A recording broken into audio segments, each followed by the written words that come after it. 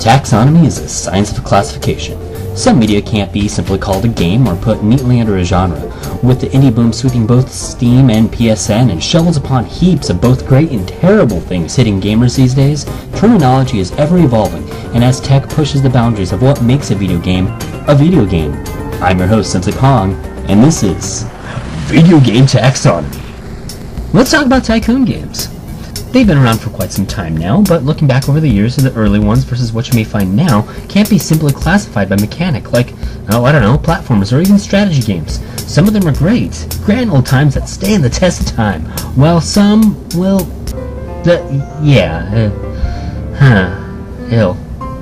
okay, hold on, stop the train.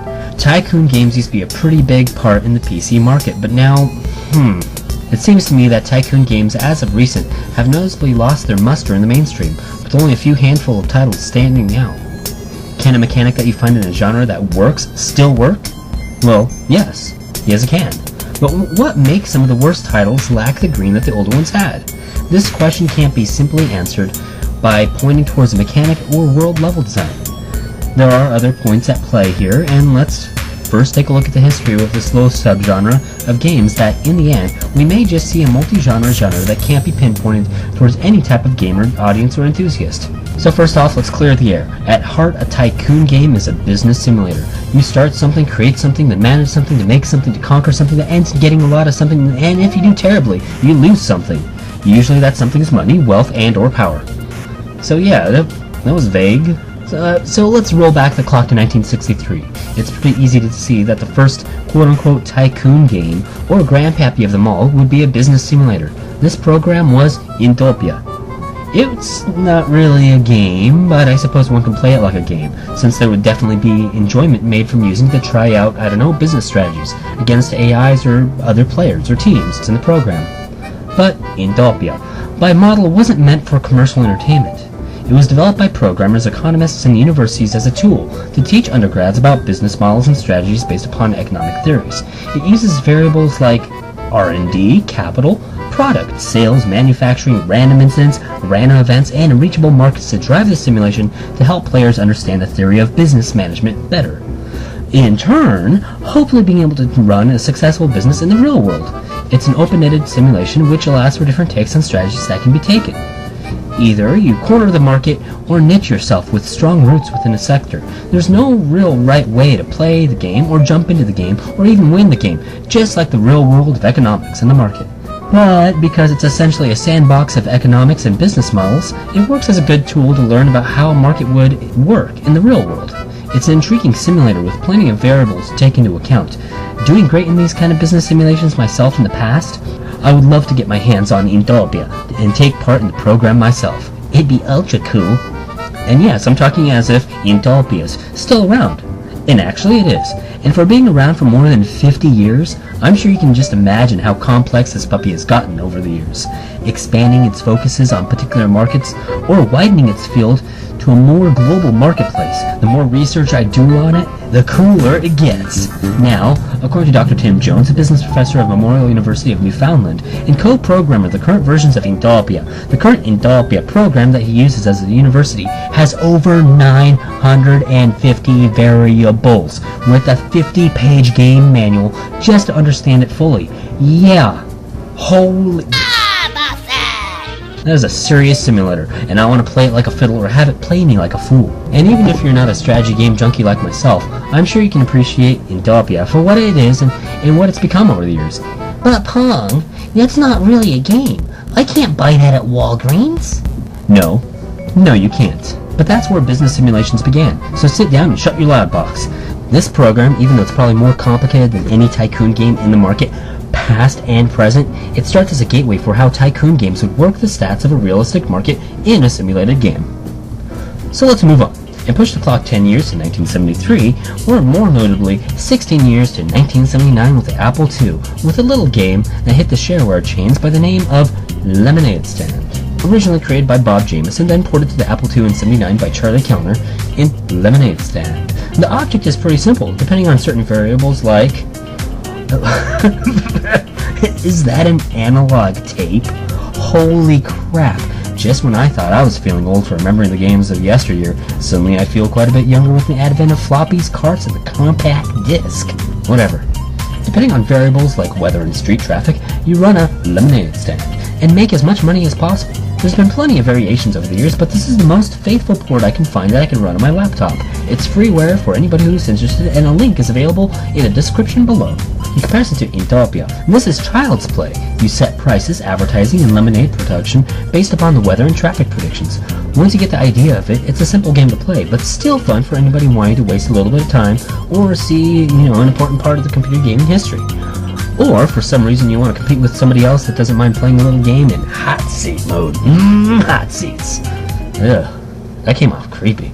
Now, it should be noted, in the Apple II version, there's a little bit of music. Though simple, it's adorable and endearing for some reason. It's probably my nostalgia goggles fogging my view, but there's good reasons why I like this game. I had an old calculator port for the TI-84 tool at Fat Stuffio. In later versions, old and new, of Lemonade Stand. Other variables have been added like lemonade recipe, ingredient cost, shelf life, business goals, deadlines, etc. It's essentially the same game as the original, and at this point I'm pretty sure you get the idea.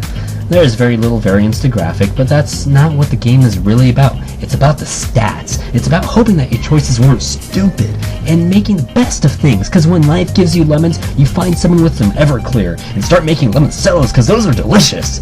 Granted, something as simple as this probably wouldn't be marketable today. The concept is just too simple to sell, but you could probably work it on Facebook, maybe a freeware title, or maybe even a mobile title. But let's note the mechanics of this game, because many other Tycoon games plant their roots from this little guy. But before we speed on too far into the future's past present, there's the other few notable games that help form this subgenre that we know. M.U.L.E. M.U.L.E. Released in 1983 for home computers, then later on the NES in 1990. It was developed by Ozark Softscape and published by EA. Yeah, EA. M.U.L.E. is most notable for its multiplayer capability, though graphically, some may say it's atrocious and hasn't aged well. I'm not gonna lie, they may be right. But once you get past that, it's still pretty engaging. In M.U.L.E., you land on a planet producing robots called the mules, aka multiple-use labor elements, for specific purposes, gathering food, resources for production, etc. Buying and selling products that you may or may not need to survive to beat out the competition, who also happens to be vying for the real estate and the resources. Random events like space pirates or the hunt for the mountain wampus occur, which add variables in gameplay and strategy. Overall, it's like an open-world space-themed version of Monopoly. It's only really fun with others, and because of this, it's considered a multiplayer cult classic on PC and Commodore 64. It's turn-based with an open map to explore and conquer. These little designs and implements in gameplay can be noted, helping build a design of strategy games like Age of Empires, Command & Conquer, or StarCraft. These examples are usually considered 4X games, but let's throw that subgenre aside now and just note the implementation of a map and the resources to build upon and or exploit. And no, I'm not forgetting Drug Wars, developed by John E. Dell in 1984 for the MS-DOS. In Drug Wars, you're a dealer owing money to a loan shark within a limited amount of time before he catches up to you for an unsightly end. Here, you travel from location to location, comparing street prices, buying and selling your stuff for the most profit. Variables like police raids, random shipment floods, and trends can raise and drop your prices of your products. And since your products aren't favored by the law, dangers include being arrested or killed to be taken into account. Over the years, there's been many reiterations of this game. The version I'm playing here is a remake by Ben Webb in 1998. This is the latest updated version from 2008. It's freeware and another neat piece of computer gaming history that you may enjoy. A link to Ben Webb's website is below in the description. Okay, this is a family-friendly YouTube channel, so before I get any angry parents throwing firebombs at me, let me just say this. I don't condone drug dealing in real life, and this game has a self-proclaimed rating for ages 16 and up, but for the sake of historical importance, it should be noted. Just say no. Be cool. Stay in school. Put in pops and jello. What? Too soon? Huh? The game design of Drug Wars has influenced more recent games like Grand Theft Auto Chinatown Wars and Dope Wars by Zynga. Granted, it's a simple engine of buying and selling, but let's keep this in mind. The last few games I should note for historical importance on the genre are, Oil Barons by Epix in 1983, Sid Meier's Railroad Tycoon in 1990, Dino Park Tycoon by MECC in 1993, and of course Roller Coaster Tycoon by Maxis in 1999. In oil barons, you look around buying oil, land, etc. While in Railroad Tycoon, you have an isometric map world where you build stations, buildings, and railroads while managing expenses. Then in Dino Park Tycoon, you're given an almost isometric sandbox, spot of land, the build, the Jurassic Park like zoo, the concessions, gift shops, and managing expenses like labor, food, and advertising. Ultimately having to pay off your business loan, just like Drug Wars. Then in Roller Coaster Tycoon, a series of campaigns are given to in another isometric world to build your very own theme park with objectives. And again, sometimes there's loans that need to be paid off.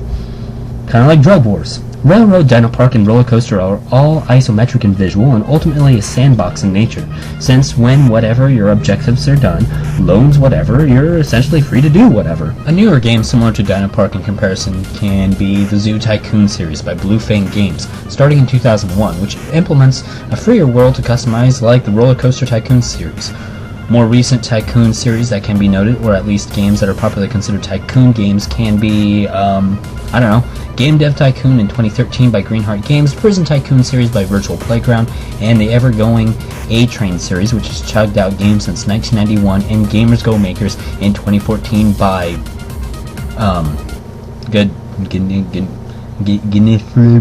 Games, UG, or however you pronounce that. Man, this episode's going into quite a bit of detail and it's been going on for quite some time. So I'm going to say this is the end of part 1. So go click on this thing right here for part 2. Whenever that comes out, I don't know. It should be coming out soon-ish. Yeah. Let's take a break. I need a drink. My voice is starting to get a little hoarse. No. Oh, bad pun. And as always, if you're not happy with this decision, please leave a comment down below to try to eat me out while I destroy you in a flame war. Don't forget to like and subscribe. Sensei-pong signing out. Like and subscribe. And even if you're not a strategy game junkie like myself, and even if you're this program, even though it's probably more complicated than any Tycoon game in the market, past and present, it starts as a gateway for how Tycoon games would work. And man, these sentences are so freaking long.